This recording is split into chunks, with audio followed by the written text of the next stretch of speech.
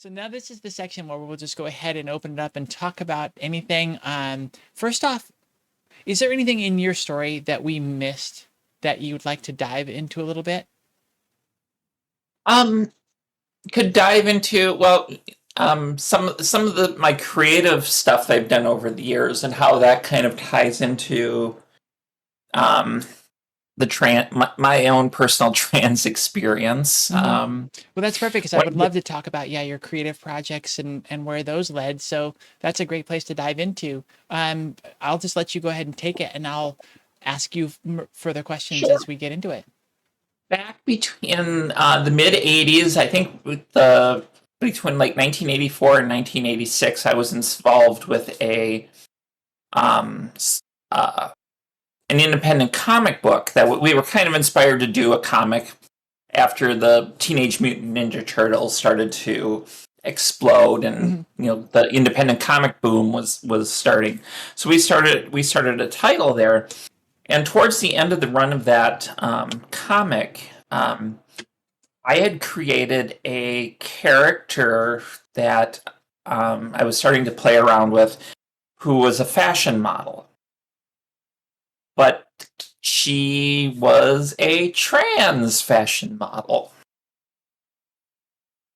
And I drew up some sketches and kind of started playing around with the concept of this character. And of course, at that time, I started just to freak out. So I can't go there. This is 1986, right? It's like, what the fuck am I doing? I just really can't go there. So I put it aside, and it wasn't until just a few years back I was flipping through old sketchbooks and stumbled across the character, and was like, yes, there was that. It's like, I can't believe that was something I was actually in the process of developing, in 1986, and it's like. And that was also around the same time I was working at a frame shop in South Minneapolis, and I had this customer that would come in and get stuff framed frequently and started commissioning artwork from me. Oh, And one time he wanted me to do a painting of two women together.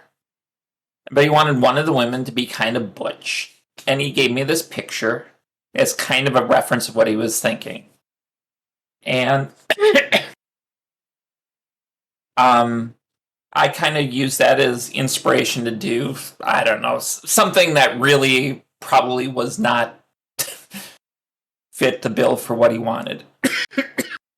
But the day he came and picked up that painting, he told me his story about his transition and his experience, and excuse me. And then I never saw him again. And it was like, and in hindsight at this point, it's like, he picked up on something. He was trying to get me to hatch, back in whenever that had to have been around 1985, because I was still working at the frame shop. So just like, so he's there with his little jeweler's hammer, just trying to make some little cracks in the egg. What the heck? It's just like, at the time it was just like, why are you telling me this? I'm afraid. So he was a trans man, huh? Yes, he was. Yes. Back then. Wow. Yeah. So, like I said, Minneapolis was a center point in the country for trans people. Mm-hmm. Still is largely. So that was that was kind of an interesting kind of tie to the creative work I was doing, and almost getting nudged into my truth at the time, but it's like I was so broken I couldn't figure out how to put the pieces together enough to hatch. Mm-hmm.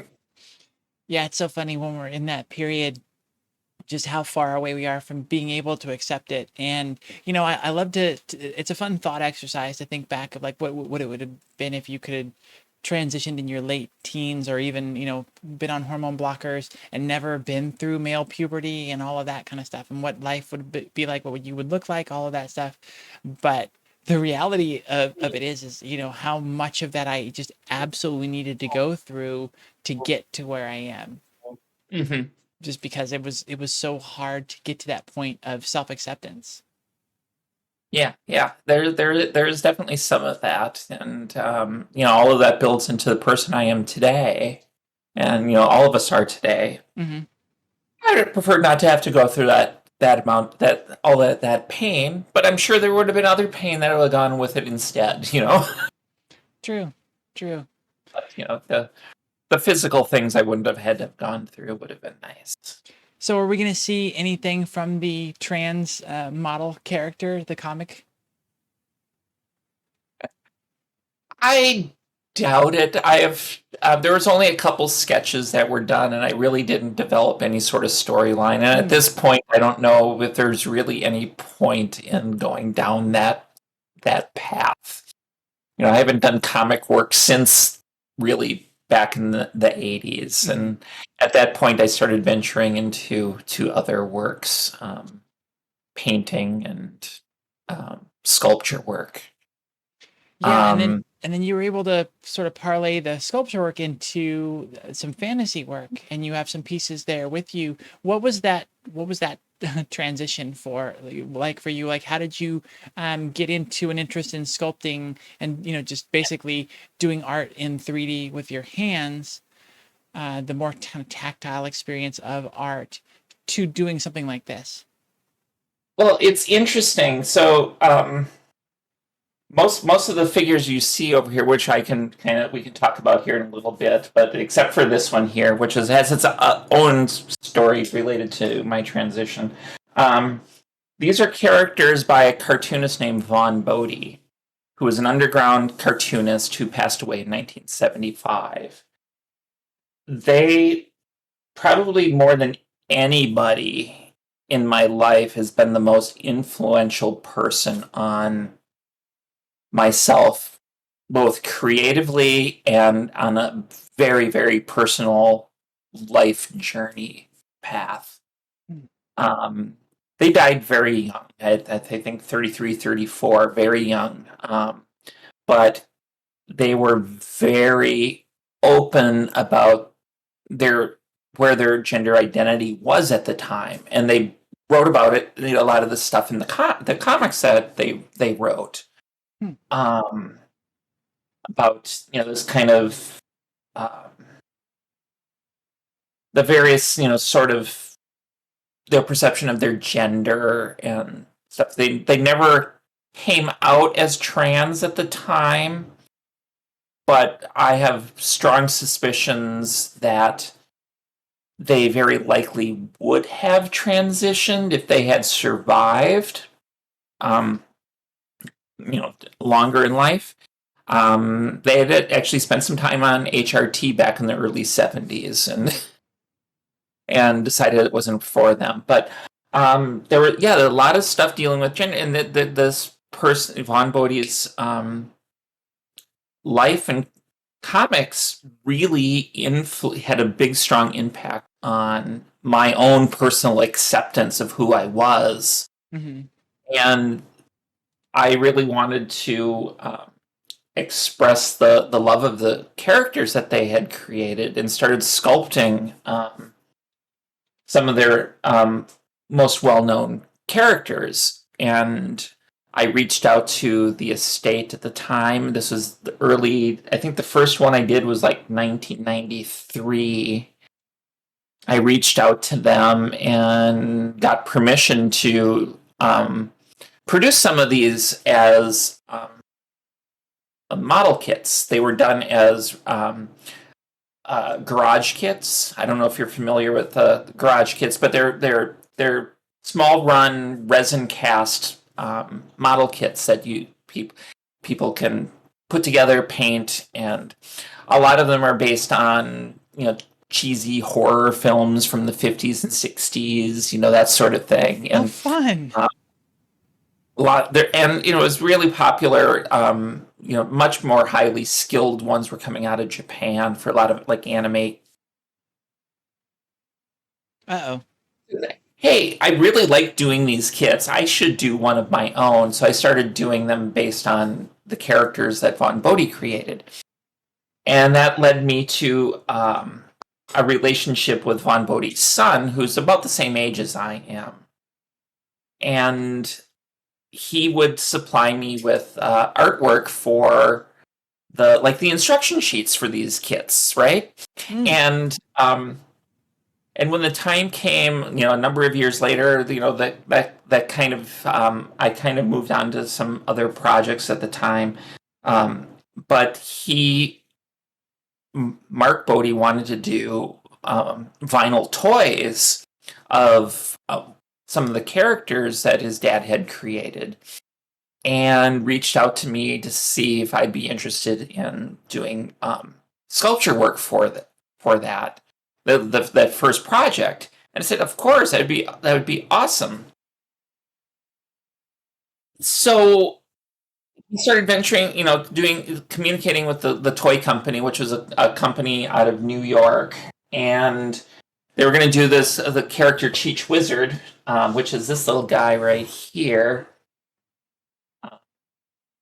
It's a little hat wizard guy. A hat with legs. Hat with legs, essentially, and horny as fuck. Okay. Interesting detail. Yeah. Okay. It's all part of the comics. So Mark wanted me to sculpt this for the toy company, but the toy company said, "Nah, we have our own people." So they had their toy people kept doing maquettes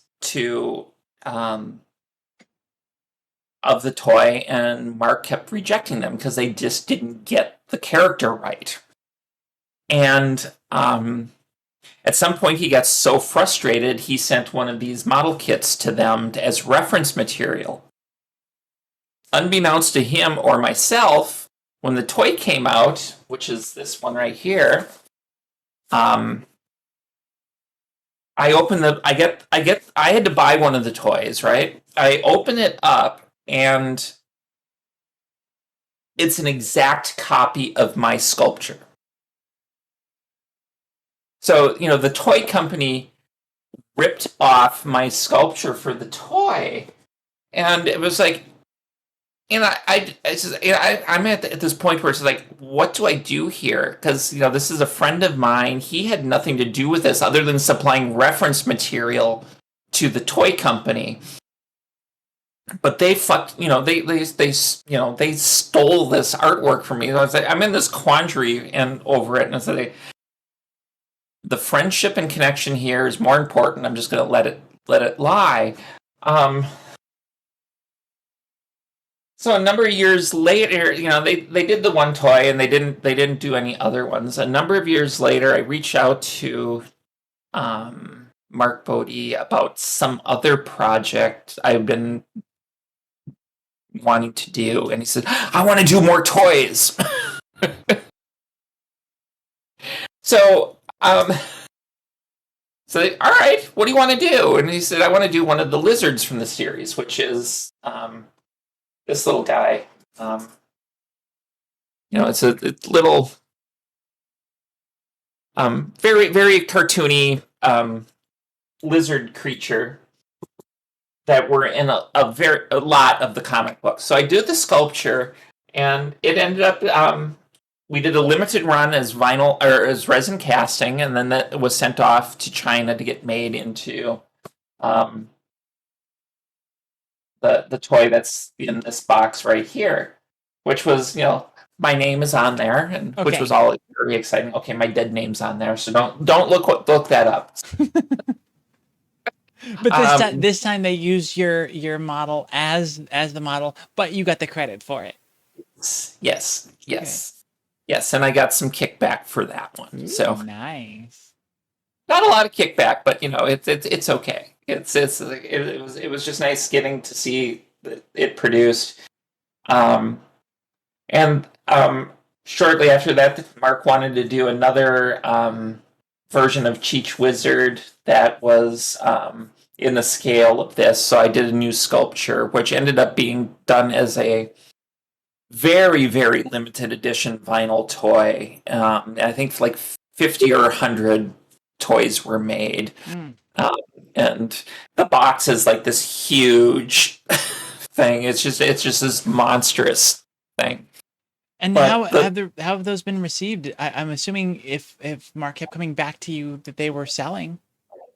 yeah, they could have sold. There was like the original Cheech Wizard. I think there was about 1,000 of these that were made initially, and with a couple different color variations that were available.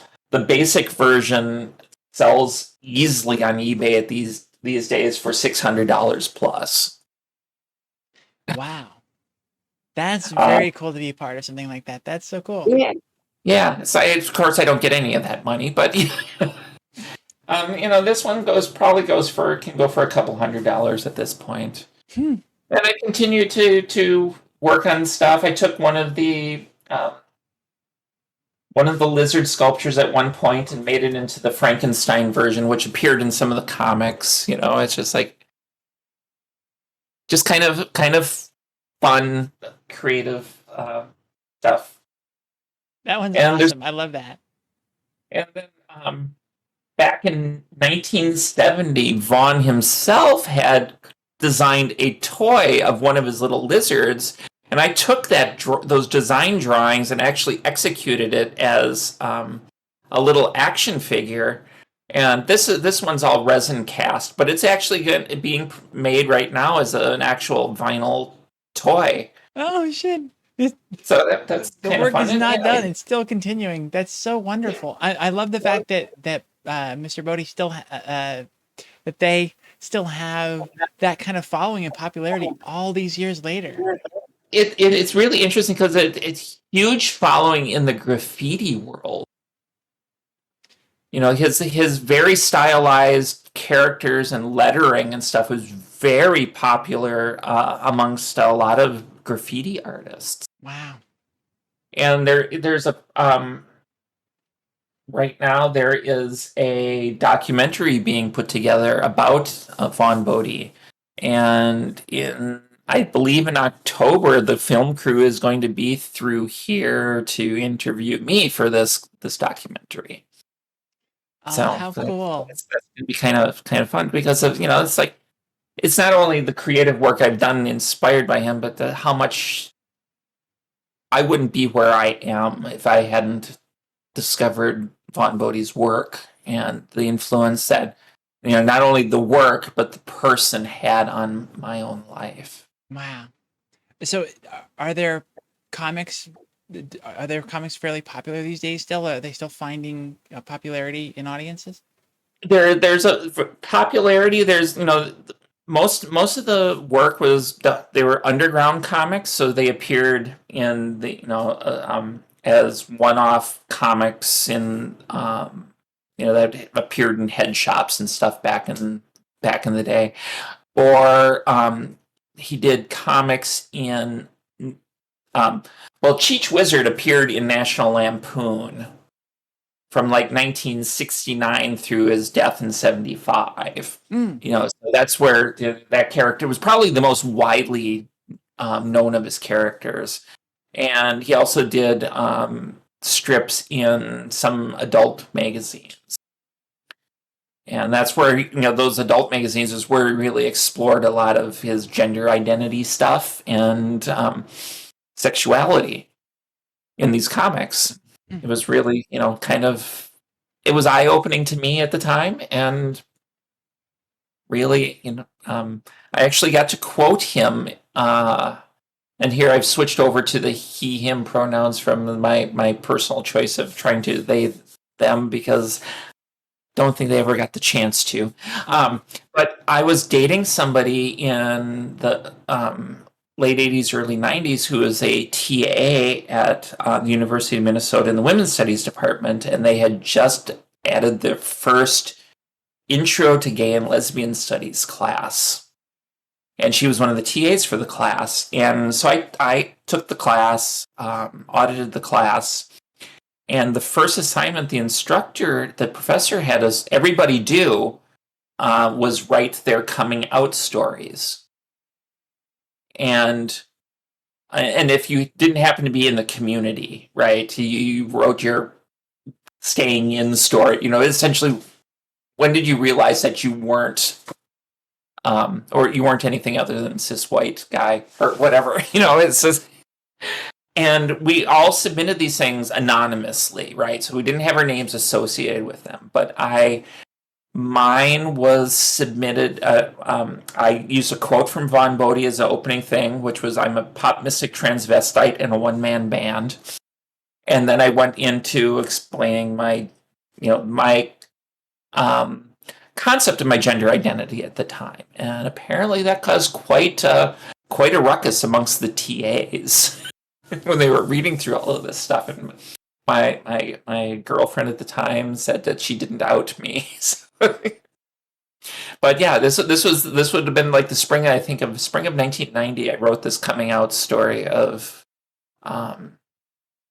my gender identity and switching from science and mathematics to art as my calling. Mm-hmm. And it all revolved around Von Bodie. Now I know you do a lot of painting as well. What are some of your favorite things that you've been able to do with your painting? Ones that I've enjoyed them, so I did a lot of painting in the 1980s. I had a very, very long hiatus, and then I got back into painting shortly before the COVID lockdown, where I was painting at my friend Venus's studio. We were painting together there. And I started really exploring my gender identity through painting. Doing essentially self-portraits of myself in paint, because here I am with a body that I now feel comfortable with. I can really start exploring that. And there's actually one of my paintings right there of an early self-portrait. So. And by Venus, I'm assuming you're meaning Venus de Mars? Yes.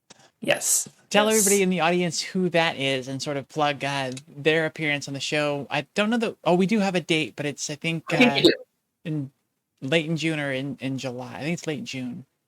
Yeah, I think it's later in June. So I'll have to remember to remind you to remind me to remind her about that appearance so she doesn't ADHD and forget all that. Okay.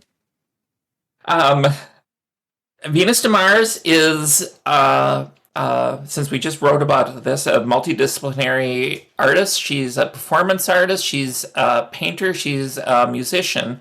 And she is the front person of a band called Venus de Mars and All the Pretty Horses, which is kind of dark glam punk band out of Minneapolis, who have quite a worldwide following. And Venus has always been out there pushing the boundaries of the gender thing on stage. She transitioned, came out as trans in like 1988 and started pushing boundaries there. And she's one of the sweetest people I know and a wonderful, good friend. Real quick, Justice says that she's had a really long day, and so she's been kind of in and out paying attention to this, but wanted to pass on so much love to you, and says that she really appreciates your friendship.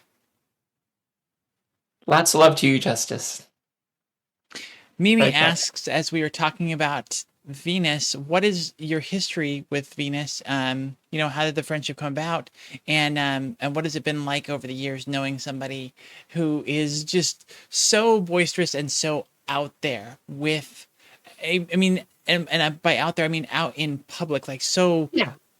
There it is. What's that relationship been like for you? It's actually pretty complicated. As I first met her in the early '90s, and at an art show, and she was showing a bunch of her drawings, and I didn't realize it at the time because I thought she was just another funky dude showing their arts. um, but it wasn't until and we were just writing about that. My partner Allison and I are bringing Venus and the band into Pittsburgh to play Pride in a couple weeks, so we were writing some promotional stuff earlier today. So I met her at this point, and then I was dealing so much with my own gender dysphoria at the time that anybody that was out there kind of pushing gender boundaries, I had a backlash, and I just couldn't be. I didn't go to any All the Pretty Horses shows back in the day. I didn't, even though it's like it would have been the perfect place for me. It wasn't until 4 or 5 years ago where I ran into her by accident at the co-op. It was like a Sunday morning, and I'm down there getting something to make breakfast, and she's down there getting something to make breakfast, and I just decided, this is one of those post-transition things. It's like, hey, I can talk to you. I can finally relate to you now. So, I just started talking to her and said, hey, I saw you do this one little thing, and she was telling me about this talk that she was going to be doing soon, which was about her history as a trans, punk musician. And so, oh, that sounds really interesting. She's like, well, go send me a message on Facebook, and I'll clear up some space in my Facebook account so I can send you a friend request. And so I did that very thing, and then I reached out and said, let's go have coffee or something, and we did that. We started talking, and I invited her to present at the Minnesota Transgender Alliance. She did that, and gradually, we would get together on occasion to have some coffee or some wine or something. And we realized that we were both going into some transition-related things at about the same time. So we were able to support each other through those things, and that really helped us bond in a way that I don't think would have happened otherwise. And we just started hanging out more and more. We go to happy hour together. She invited me to play for the Bare Bones Puppet Theater, which is a thing that happens over near at the end of October in Minnesota. It's a kind of almost like a Day of the Dead celebration where there's these giant puppets and lights and fire dancers and stuff, and there's this whole orchestra doing music to play along with it. And she was the orchestra leader. She asked me to help play in the orchestra for that, and so I did that a couple years with them, and then we started painting in her studio, and it's just like it was like more and more we were doing stuff together, and it was like really exciting. And it was one of the things I was going to miss the most, those interactions when I moved out of Minneapolis and moved here to Pittsburgh. It's so interesting, and it resonates so strongly with me, that statement that you made about meeting her and seeing her work, but not being able to engage with it because you were still in that period of having that internal fight. And that, just like I said, that resonates so strongly with me, considering when I came out, I had started, I think I was starting to cross-dress full time, I believe. I'm trying to remember the chain of events here, but I joined a transgender group locally, and because I thought, oh, this would be a great place for me. I can find acceptance. I went to show up there, and I thought, as I'm pulling up, I'm like, these people are not going to accept me. I'm going to get run out on a rail because I am not trans. I am just a cross-dresser who's just kind of exploring this and finally, I'm out for some reason in public. And it was again another one of those experiences where it was so much better than I expected. They were the full gamut of everything. There was someone who showed up in guy's clothes and was using a guy's name, but was like, yeah, I'm part of things or whatever, and I just kind of want to get to know more people. And then there was someone who was, I think the furthest along was actually starting hormones the next day. Okay. But it was great because they fully accepted me, and it was awesome. Making this story way too long, but I hung out with them for a bit. We went out to some things, and it was fun. But there was a lot about it that was too much for me at that time, and I enjoyed being out and being able to do that. But it caused a backlash in me, and I didn't reach out to community again for probably about 2 years, if not more than that.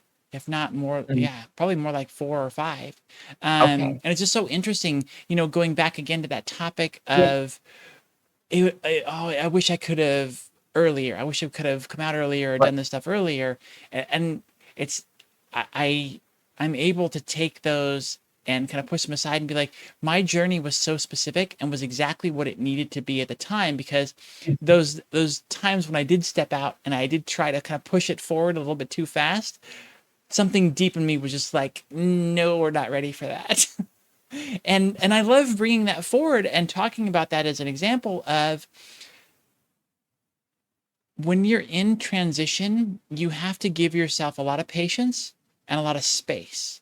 And you can't feel like pulling back is a bad thing. Like taking a step back or feeling overwhelmed and needing to kind of like, put on the brakes a little bit is not a bad thing. That's part of it. Do you have anything more to kind of add to that experience, having experienced something very similar to that with Venus? It wasn't so much a conscious thing for me at the time, but it was like um the only trans people I had run across at that point, up until that point, were, and I blame a lot of this on the system we had in place at the time, is that so many trans people I encountered were truly messed up. And a lot of that, I think, comes out of that whole gatekeeping system we had. And it just destroyed people. And you're just like, it's like this whole concept of you come out as trans, you want to transition. Well, gee, you need to change your name. You need to leave everybody in your life. You need to completely start over. It's like, how do people survive that sanely? It's a big deal. Yeah, it's a lot to go through. Like, why can't I keep friends that are supportive? It's just like, so it's like I didn't, I did run across a lot of people over the years that were trans,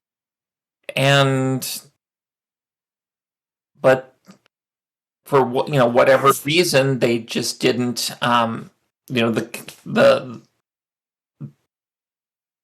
they weren't the inspiration I needed to transition. And at the time Venus had started doing her thing, she was really pushing the fetish persona out there on stage. And it's like I was kind of on the peripheral of that whole scene in the Twin Cities. So I knew a lot of people there, and so I find it fascinating, but I wasn't really a part of the scene. And it turns out that Venus was playing that role, but she also wasn't really part of that scene too. It's like, so we were kind of doing these circles that just about touched in these communities, and it was kind of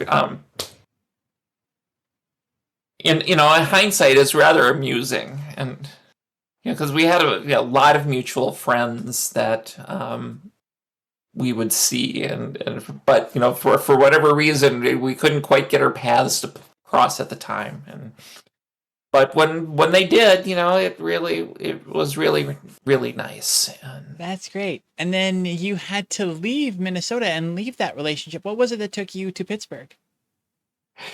well, meeting my partner. So this happened. Our paths first crossed in, as it turned out, was the Trans Day of Visibility shortly after the COVID lockdown. And we both joined an online chat group that started doing. I think they were they were leading up to doing multiple time a week Zoom chats because everybody was locked down and people needed to see each other. Mm-hmm. And my partner Allison showed up to this one that I had shown up to, and I said, "Hey, who's this cute cis girl here?" And over the course of a number of weeks, we kept showing up there, and we got to gradually chatted a little bit. I think we started exchanging a few messages. This particular group kind of imploded, at least for me personally, and I left that. And a number of other people over the same incidences left the group, and Allison decided that she wanted to keep in touch with these people, me being one and a couple other people across the country. So she started her own little small chat group. And that just kind of, so we started getting together with this small group of people, chatting every Wednesday night.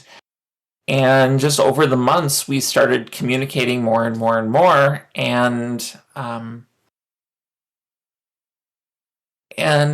there just happened to be this little bit of a spark there. There was something about her I really, really enjoyed. Our communication, our talking was always wonderful. Conversation would flow. At the time, I was still married, and I would go out and on the evenings and go for a walk and call Allison, and we would talk as I walked around the neighborhood, and we spent more and more time doing that, and gradually got to the point where we really started liking each other, and got to the point where she decided that she needed to meet me in person, and we needed to see where if there was an actual spark in real life, right? Yeah. Or was it all just like... Yeah, because meeting in person changes things, right? Like there's different aspects to it. Yeah. And it says, all right, this is really exciting, but it's like, what am I gonna do with my wife? It's just like, this is all, and it ended up saying I had to broach some very difficult things with my wife at the time, and we came to the conclusion that it's like, yeah, I really can't be married to a woman, so we should really move things on. It was difficult at the time, but we both quickly came to the conclusion that this is where we needed to end up, and we're still we still communicate to this day, which is really nice. But anyway, Allison drove in one day from Pittsburgh to Minneapolis, which is about a 14-hour drive.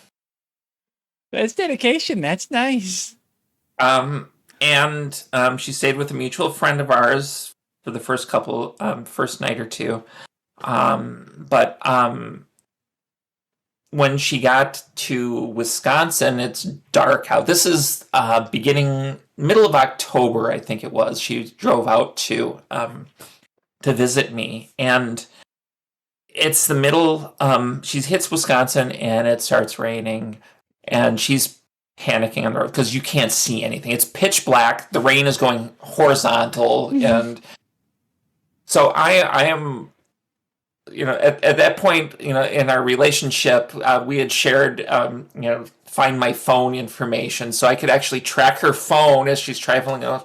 And I'm watching on the weather map on one screen, and the okay, trying to figure out where the gas station is that she should go to, because she doesn't want to go off at this exit in Wisconsin because it'll take you 20 minutes to get to the gas station. It's like, okay, I know these. It's like, okay, so I'm carefully trying to guide her through this and keep her calm and it's getting later and later and later. And by the time she's getting close to Minneapolis or Minnesota, I say, okay, it's 11 o'clock at night. I need to go make sure she's to see her in person. So I say, hey, I gotta go meet Allison. I'm gonna go meet her and then come back home. I drive out. We pull into our mutual friend's place at about the same time. We meet there, and that started out really wonderfully. There's mutual hugs and just a couple days later, we were engaged.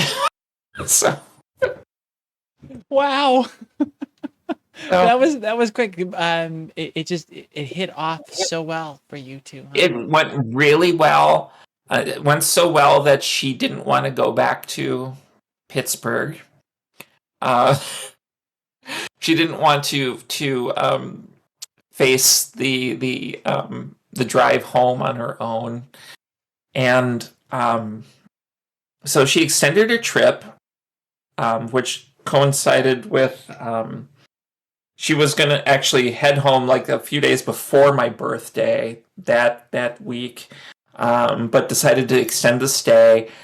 I was actually scheduled for a minor surgery the day after my birthday, and had the which was a Friday, and I also scheduled the following Monday off for recovery. So I said, well, why don't I drive back with you? So the day after I have the surgical procedure done, we get in her car and we drive from Minneapolis to Chicago, where we stayed with some friends. And then we went from Chicago to... Actually, no, we didn't stay in Chicago that night, but we stopped to visit the friends, and then we continued a little farther along until we found a hotel. Spent the night in the hotel, got to Pittsburgh.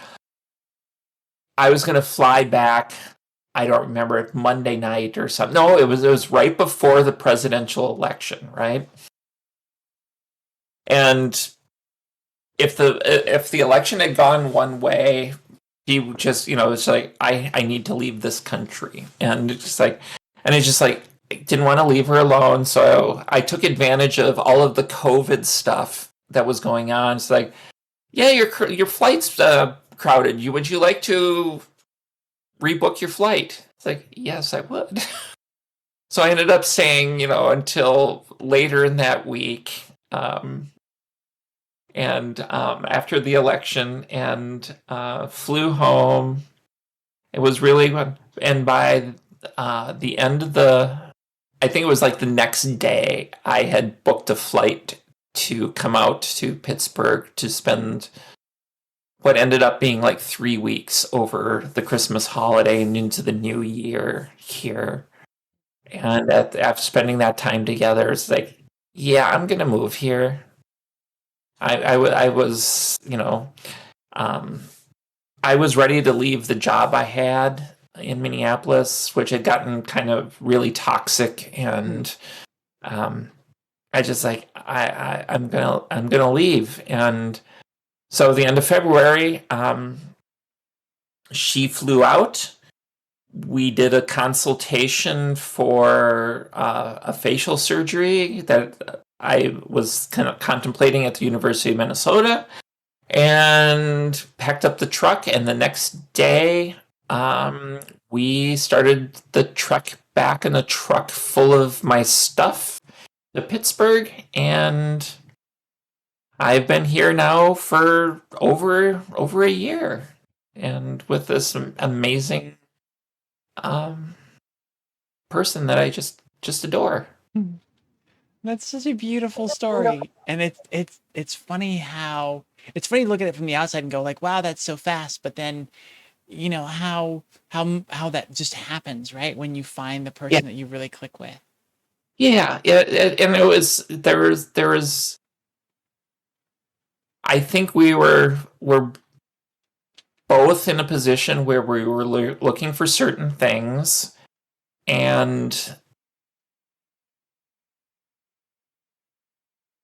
we both really enjoyed each other's company, and had this really, really open communication the entire time. And that just really allowed us to, and all during this, the feelings we were having, it's just like, is it possible? Can this possibly be real? Is this, it's just like, and we would check in with friends of ours. And it's like, are we crazy? It's like, no, it really seems like you're. We talked to a therapist. It's like, no, it actually seems like, it's just like, all right, we're gonna run this, see where this goes, because um, it's been really wonderful. And like all relationships, there's ups and downs, but the vast majority of things have been just really so wonderful. And That's so great to hear. I love that. yeah. Now, one of the things that I teased in the intro was, Mhm. our relationship has come about because of TransPride Pittsburgh. Was that Right. something that was something that Allison was already involved in? Yes, it was. Yes. And so what is your involvement? What is your perspective on that event? You know, eh, um, when she was planning the trip to come and visit me, she had to wait until that year's conference was over before she could do that, right? Mhm. Because it was like building up to it. And so that was my first experience. Was attending that conference virtually, because it was the first. I think that was the first one they did virtually, and yeah, it had to have been. And it was really, really enjoyable, right? I got to hear a number of speakers talking about really interesting things to me. And I think I even started working on some stuff for that before I moved, because she was looking for, modifying flyers and stuff coming up for, promoting the next year's conference. And she asked if I could help with some of that stuff. So I started doing some modifying of the designs and stuff for the conference. Um, and then reaching out to some, people, people in the community and providers I knew, and connected them to Allison so she could get them more officially involved in presenting at the conference, and attending the conference. And so it's like I was able to help round up a number of people. It's like, hey, you should try these people. They're really cool. They do these awesome things. You might want to connect to them.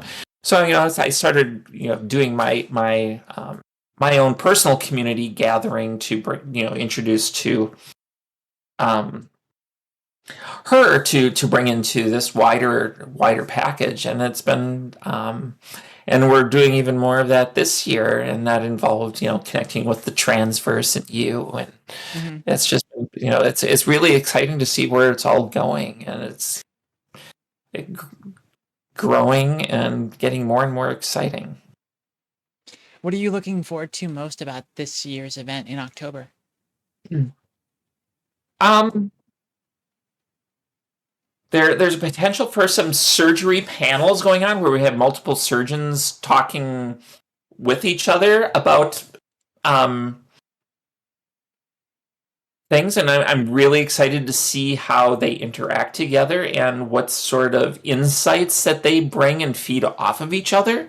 Mm-hmm. And I'm looking forward to.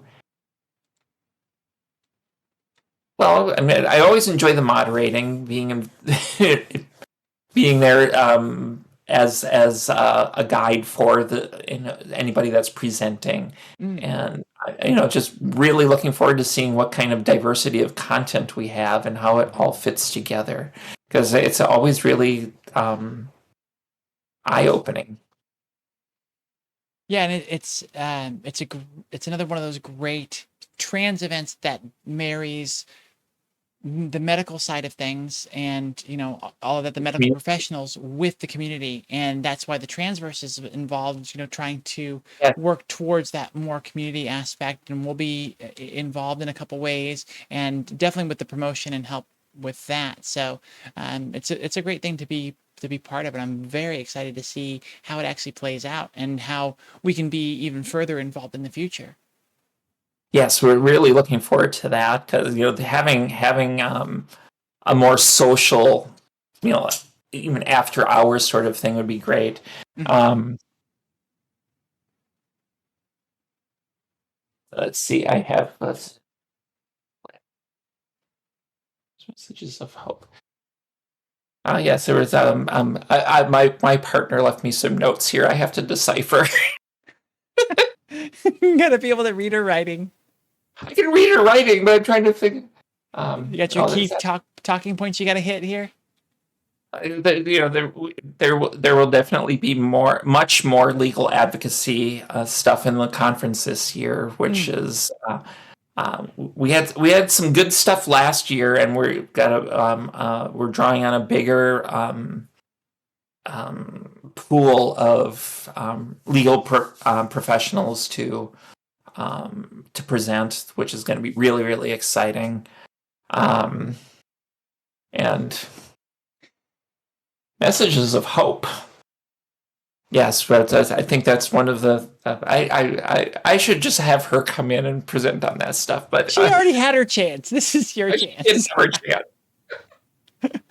She's written a bunch of notes of all the things that she forgot to talk about, right? And that's what it Yeah, is. I think that's it. We'll have to just tell her that she's got to pass those on to Linz. So for when Linz is on, that There she'll we be go. talking about those. Well, Allison, like I said, Allison had her chance, and it's been great to have you on to talk about your story and your side of the perspective with Allison and with the TransPride Pittsburgh. Michaela, it's been so great to have you on. Thank you for coming on and sharing your story with us. It's been so much fun. Thank you so much. I look forward to any time we get to interact, and this was just been a wonderful evening. Well, I'm glad you enjoyed it. And yeah, I agree that it's a partnership and a relationship that I'm so glad that Justice introduced us to, because, yeah, it's one of those where all of the interactions we have, whether we're having serious business meetings about what we're going to do and how we're going to do these sort of things, it's always a really fun time. And I've really enjoyed getting to know both of you. And like I said, I'm very excited about the continued work that we'll do together and making this event huge, bringing this event to our people and all of the information and great resources that it provides. So I'm just excited about all of this. Yes, I am too. It's been so much fun, and I look forward to more of that in the future.